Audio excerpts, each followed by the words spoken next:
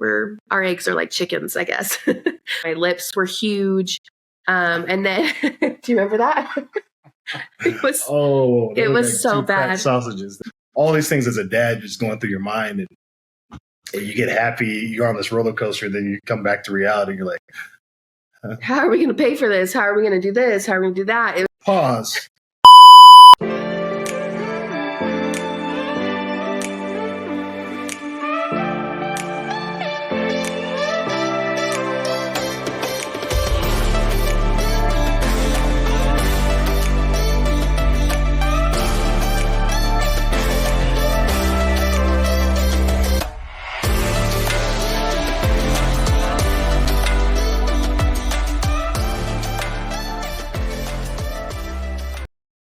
Hi, welcome to our first kind of episode or chapter of our story that we have felt prompted to share. My name is Megan Smith. I've been born and raised in Utah, kind of down in southern Utah County. And I have been a cosmetologist by trade since 2011, and it's been a really big part of my life until the second greatest part of my life came along, which was our little boy, Kendrick. So I thought you were going to say me. You are the best thing that's happened to me.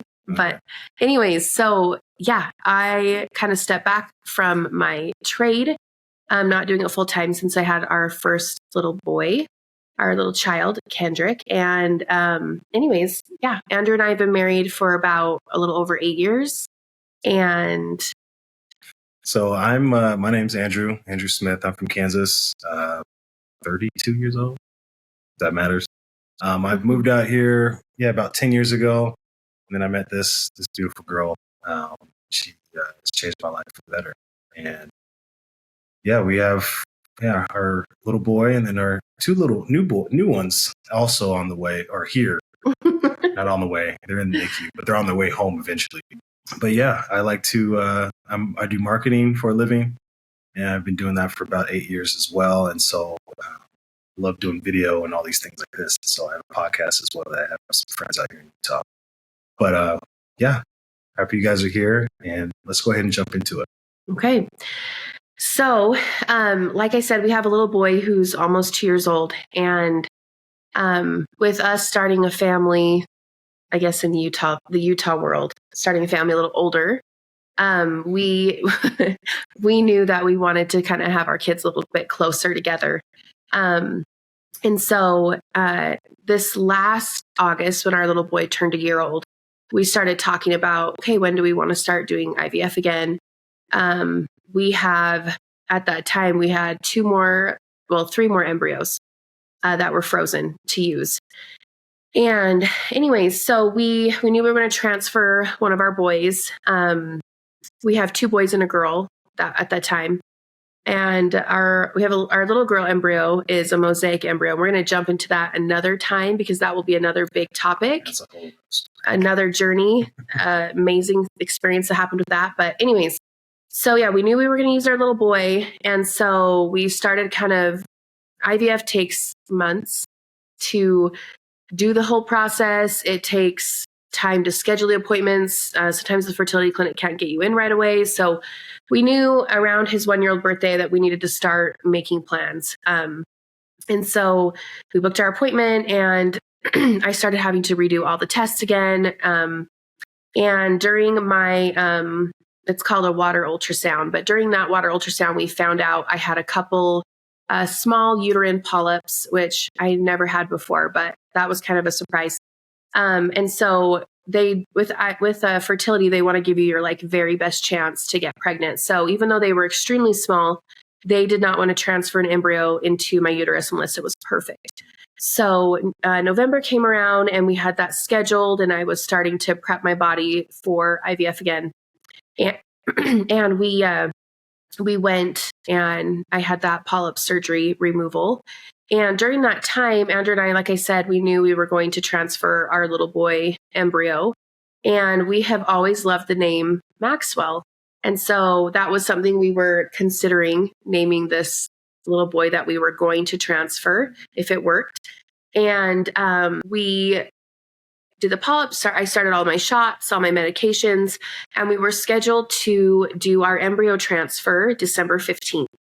At the time, my parents have been serving a mission in Dallas, Texas. And so they had been out a year, and Andrew's parents had been kind of going through some health challenges. And so we kind of kept our IVF transfer a secret, kind of.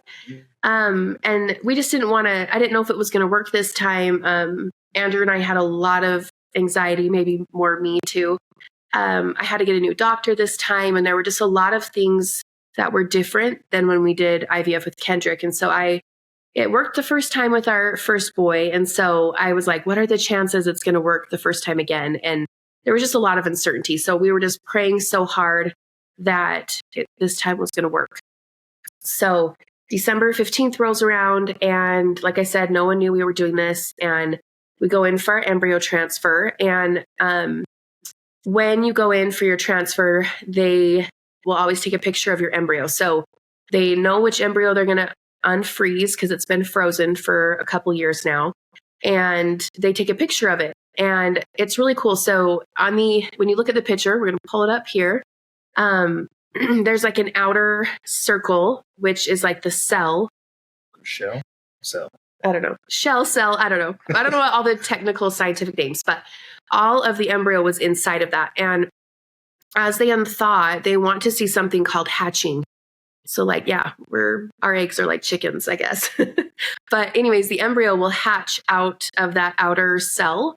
And that's a really good sign. They want to see that hatching start to take place before they put the embryo inside of you, because naturally when someone gets pregnant, or once your egg is fertilized, it goes through the fallopian tube and it takes 5 days to become a blastocyst, which is what they transfer into my uterus. So what happens in 5 days in someone's body is actually happening in a lab.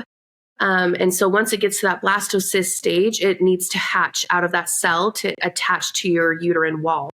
And so anyway, so we saw, we'll show you the picture, but you can see it looks like two blobs, but it's actually the embryo hatching out of the cell, the outer cell shell. It's like partial of it. Majority of it's out, and there's like some of it's still in. It's still in the process of fully hatching out. Anyways, and so what was really interesting that day, like I said, we were very nervous, but they brought me the picture. They showed me the picture, and I looked at that picture of our embryo, and I told Andrew, I was like, I feel like this embryo is going to split. Like it looks like it's splitting. And there, I don't know if you'll be able to see it on our picture, but it kind of looked like a little divot in the embryo that had hatched out, the part of it that hatched out. And it looked like there was like a little line. And we said that, and then we both kind of laughed. We're like, man, what are the chances? You know, it's like 1% or something of your embryo splitting. And so anyways, we just kind of laughed like that'd be crazy. But I had this weird feeling that day, but then I like talked myself out of it, right? So I'm like, that's everyone's fear when you do IVF, is that your eggs are going to split, your embryo are going to split. So anyways, and then, you know, they basically slide a catheter up into your uterus, and the embryologist will load the embryo into this catheter, and they put a bubble of air before it and a bubble of air after, because the embryo is smaller than a grain of sand. And so the naked eye, you can't even see it. So, you lay down, they put the catheter in, the embryologist brings the second piece of the catheter, and they inject it, and they watch it through ultrasound, and they see that air bubble travel through the catheter into the uterus. And it looks like a little white light, kind of bright spot. And that's how they know the embryo transferred. And then the embryologist will go back into the lab, and they look under a microscope and make sure your embryo is not still in that catheter tube. So they came back, gave us the clearance that it was there, and then they have you lay down for anywhere from 5 to 15 minutes. But they have you come in with a very full bladder so they can see better through ultrasound. And so I was trying to lay there as long as I could, but I was going to pee my pants. So we got up, and then you just pray that it stays in there. And so, yeah, so then after that, I always start testing at home, like it's day 4, but you usually have a 10-day wait. And that 10-day wait feels like an eternity to know if you're actually pregnant. So I started testing at home, And we got our first positive test. I think it was on day 4 or day 5 post-transfer. I think it was day 5. And I was kind of shocked because it was pretty early to get a positive. And I was so excited because like I really didn't know if it was going to work this time. But you were looking at it. You were like, oh, it's so faint. It was like barely showing. There. And I'm like, you didn't believe it. I know. I was the one who was believing it more than you were. I know. But I was like, oh my gosh. Then we waited a while and went back and looked and I'm like, maybe there's a faint line, you know? So anyways, we kept taking new ones every day. And then finally my blood test came. And so we went to the fertility center, did my blood test, and they tell you your HCG number for that day. So our HCG was around like 200 something, which when with my last son or my first pregnancy, it was like 106. So I was barely over this marker of like maybe viable pregnancy with my last boy. And so when we got this one, it was like 200, I think it was 243 if I remember right. I was like, oh, sweet. Like, this is going to be a good pregnancy, you know? Like, it seems a little bit higher of a number. I felt good about it. So then they have you go back in 1 week and your numbers for HCG are supposed to double like every 48 hours. So in a week, they were like, we need to see that number rise to about 1200-ish to know that this is going to be viable. So we go in and our HCG number, I can't remember what it was. Did it double? Or it was way higher. Like, but it wasn't crazy high where I was like, oh, are we having multiples? But it was quite a bit higher. But I know people who've had way higher with a singleton baby. So we were like, cool, like this is a good pregnancy. So then, time goes on. So then they schedule your very first ultrasound in 7 weeks at the fertility center to look at the baby. I don't know. So like December? 7 weeks. Oh, I don't know. It was, we'll have to look. Yeah. I don't know. So anyways, so yeah. And then, I got super, super sick with a weird virus, me and my little boy. And it wasn't like, I shouldn't say weird virus. It was some form of a cold something. But I broke out in like these insane hives, and I've never had hives before in my life. And I was just kind of watching it, but because I was pregnant, I couldn't take anything. And I didn't know why I was having hives. I didn't know if it was an allergic reaction or what it was. But apparently you can get hives from a virus. I didn't know that. Anyways, so it got worse and worse as days went on. Like my lips were huge. And then, do you remember that? It was like so bad. Sausages. They looked so bad. It was scary. So bad. It was scary, but it was also so irritating and it hurt. I mean, they were all up my neck. They were all over my chest, arms, legs. I mean, stomach. It was horrible. And so finally I started getting really worried. So I went to the Instacare at the hospital that morning because I was so brand new pregnant. I was worried I was going to miscarry. Like my body was under such trauma. And that night before, my throat started swelling up. So I was getting worried that I wasn't going to be able to breathe. Anyways, so went to Instacare, and because I was so brand new pregnant, normally they'd give you steroids, but they couldn't do anything for me because steroids can cause birth defects. So they told me to go home and take some Benadryl and hopefully it would go down. So, anyways, but I was so anxious that day about possibly losing the pregnancy. And so I called our ultrasound wasn't for another week. And I called our IVF clinic, and I had asked them if there's any way they could do an ultrasound for me at 6 weeks because I needed to know if everything was okay.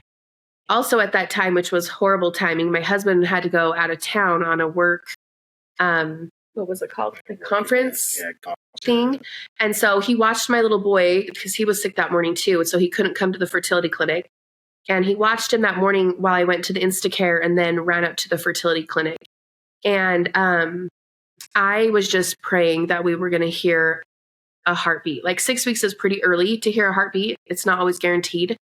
And so I just told my husband, I'm going to go up there. And he was like, just go up there, like get reassured and let's make sure everything's okay. So I head up there and I'm laying on the table, and with IVF, because you're so early, they always do vaginal ultrasounds. And so I'm laying there, and I didn't even have my phone out because I didn't want to record it in case we got bad news. So I was laying there with my eyes closed, and she had the ultrasound stick in, and she's looking, and she was really quiet. And I just was like, oh no, it didn't work. We lost the baby. And she keeps looking for a minute, and she's like, so how many embryos did you transfer? And I was like, oh, we just put in one. It's a little boy. And she goes, oh, okay. And then she was kind of quiet for a minute. And I wasn't looking at the screen at this time because I was so scared. And she goes, well, your embryo split. You're having identical twins. And I was like, what? Like, it was not what I was expecting. I was expecting her to say, like, we lost the baby.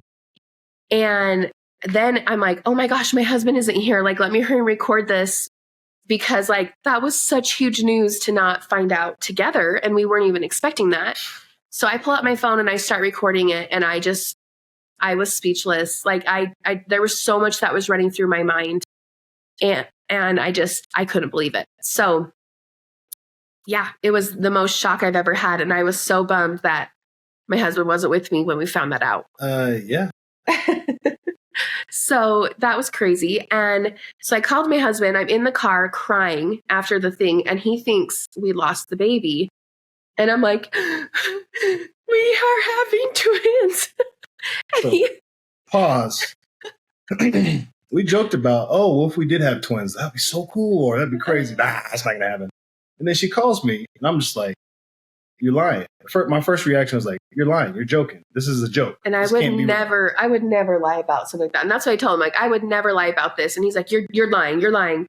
I'm like, I'm not. And I'm crying. And he send me the ultrasound. I don't believe you. Sorry. I do trust my wife, but it was too good to be true, or too good to be. You can't. You for serious? No. And instantly, it was going through my mind. I'm like, twins. Like, holy crap, we're gonna be family of 5. Crap, we gotta get more. Oh my goodness, I don't have nothing for these kids. I thought we were gonna use Kendrick stuff, and so it's just all these things as a dad just going through your mind, and you get happy. You're on this roller coaster, then you come back to reality. You're like, how are we gonna pay for this? How are we gonna do this? How are we gonna do that? It was just like, it was just crazy. Like, well, and too, like my husband said, we knew we were having a boy. We were implanting the embryo close to when we did my last pregnancy. So we knew, like, from 0 to 3, it's this season, because we have 4 seasons in Utah. So I'm like, oh, perfect. All the clothes are going to match up. We won't have to buy anything except diapers and wipes. Like, we have everything. And then surprise, having twins. Yeah. Need double of everything. Make plans, God laughs. Show does. So anyways, I came home, and then we just started processing that news. And that news was, like Andrew said, it was so many emotions, because at that time, it was about 2.5 years prior, my sweet sister also got pregnant on her own with identical twins. They were boys. And my sister lost her twins at 18, 19 weeks pregnant due to twin-to-twin transfusion syndrome.